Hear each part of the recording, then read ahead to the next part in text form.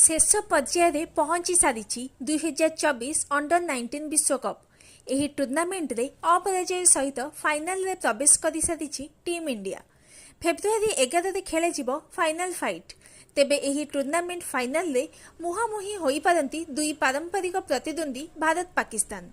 जदि एमिति हुए तेबे 18 वर्ष पर पुणी थे अंडर 19 विश्वकप देखा मिलिबो भारत पाकिस्तान महामुकाबिला। दक्षिण आफ्रिका खेल जाउतबा अंडर 19 विश्वकप रे प्रथमे सेमिफाइनल रे मुहांमुही होइथिले भारत दक्षिण आफ्रिका।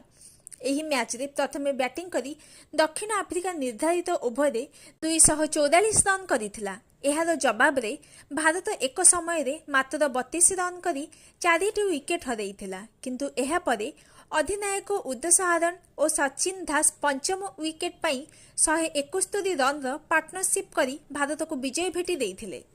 एही विजय सहित भारत